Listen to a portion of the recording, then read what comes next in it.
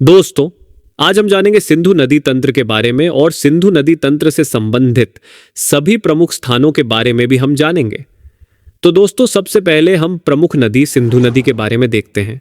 सिंधु नदी का उद्गम तिब्बत में मानसरोवर झील के पास बोखरचू ग्लेशियर से होता है, जो कैलाश श्रेणी के उत्तरी ढाल पर स्थित है।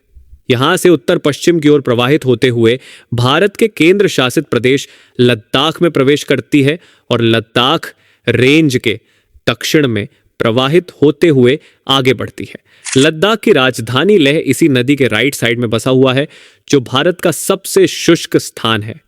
यहाँ सिंधु नदी के दक्षिण में जास्कर रेंज है और लद्दाख पर्वत श्रेणी के उत्तर में श्योक नदी सिंधु नदी के समांतर बहते हुए गिलगित बल्तिस्तान में जाकर सिंधु नदी से मिलती है। गिलगित सिंधु की एक अन्य सहायक नदी है जो इसमें पश्चिम से आकर मिलती है।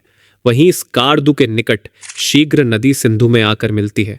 फिर यह सिंधु नदी नंगा पर्वत के निकट से होकर गुजरती है तथा दक्षिण पश्चिम की ओर मुड़कर पाकिस्तान में प्रवेश करती है।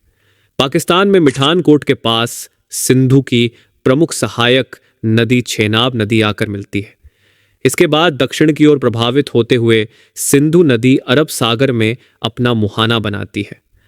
दोस्तों, अब हम सिंधु नदी की सहायक नदियों को देखते हैं। सबसे पहले हम बात करते हैं झेलम नदी की।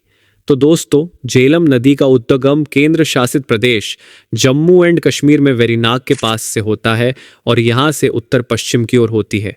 यहाँ पर जम्मू एंड कश्मीर की समर कैपिटल श्रीनगर इसी नदी के किनारे पर लोकेटेड है। श्रीनगर से थोड़ा आगे इस नदी पर वूलर झील भी स्थित है, जो कि पूरे भारत की सबसे बड़ी मीठे पानी की झील है।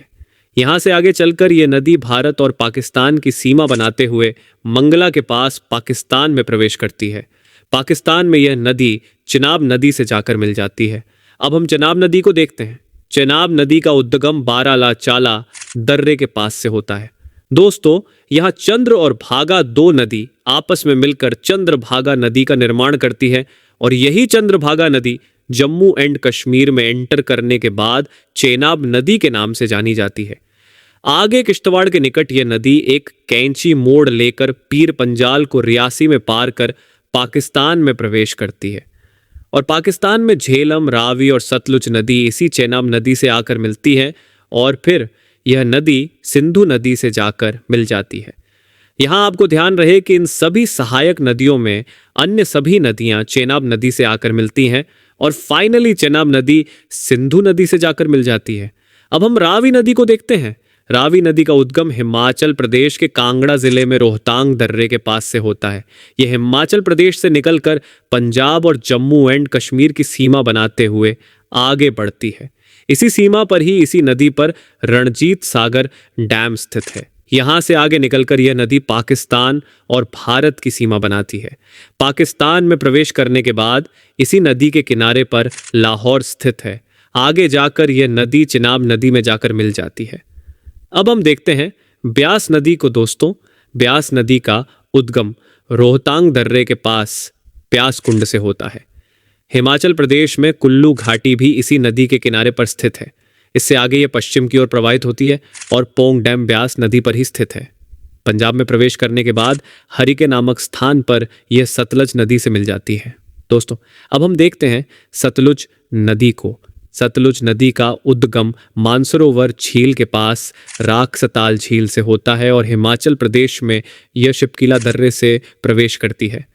हिमाचल प्रदेश में ही इस नदी पर नातपा जाकरी डैम स्थित है। यहाँ से पश्चिम दिशा में आगे बढ़ते हुए पंजाब में प्रवेश करने से ठीक पहले ही प्रसिद्ध भाखड़ा डैम स्थित है। ये डैम गोविंद सागर झील को भी क्रिएट करता है और पंजाब में प्रवेश करते ही भाखड़ा डैम से लगभग 8 किलोमीटर की दूरी पर ही नागल डैम स्थित है। यहाँ से आगे बढ़ने के बाद इस नदी के किनारे पर ही पंजाब का प्रमुख नगर लुधियाना स्थित है।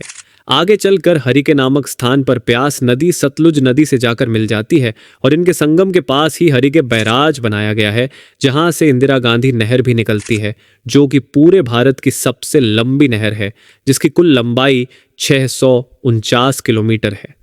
सतलज नदी यहाँ से आगे बढ़कर पंजाब और पाकिस्तान की सीमा बनाते हुए आगे बढ़ती है और पाकिस्तान में एंटर करने के बाद यह नदी चेनाब नदी में जाकर मिल जाती है और चेनाब नदी मिठानकोट से कुछ किलोमीटर ऊपर सिंधु नदी में मिल जाती है।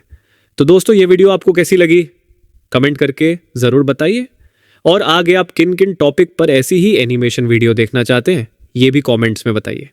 वीडियो अगर आपको अच्छी लगी हो तो वीडियो को लाइक करके चैनल को सब्सक्राइब ज़रूर कीजिए। धन्यवाद।